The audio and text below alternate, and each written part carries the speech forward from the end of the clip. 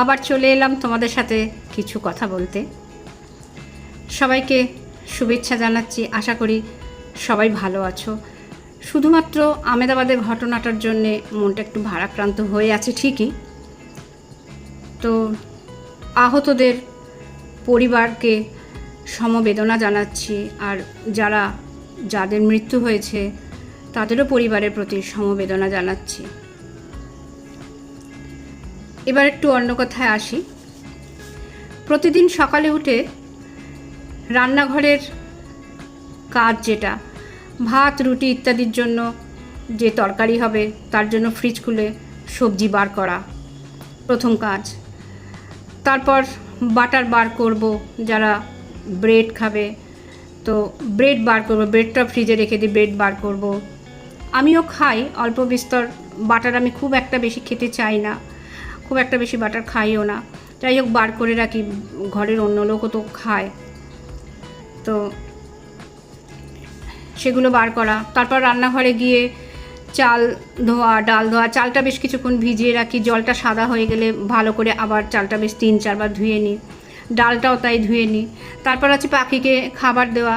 পাখি দেখেছি আমি ঝুরি ভাজা খেতে খুব ভালোবাসে, চানাচুরের ওই গাঁটিয়াগুলো খেতে খুব ভালোবাসে, তো সেগুলো পাখিকে ব্যবস্থা করে দিই। দেখবে তোমরা, আজকে তোমাদের দেখাবো যে খাবার জন্য বসে থাকে গাছের ডালে, চুপটি করে বসে থাকে। আমি জানলার সামনে যতক্ষণ দাঁড়িয়ে থাকবো আসবে না, চুপটি করে দূর থেকে তাকিয়ে তাকিয়ে দেখবে, আমি কখন জানলার সামনে থেকে সরে যাব তখন আসবে।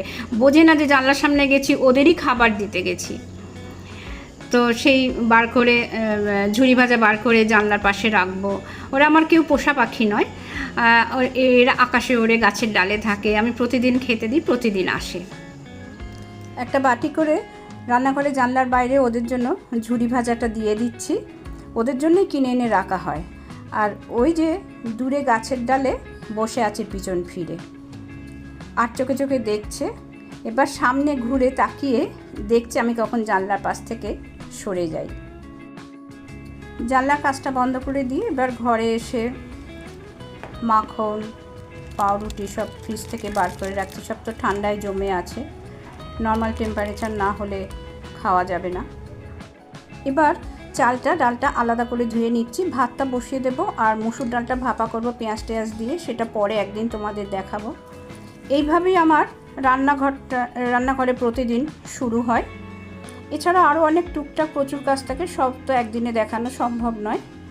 ভিডিওটি আজকে এখানেই শেষ করছি। তোমরা সবাই ভালো থেকো, সুস্থ থেকো, ধন্যবাদ।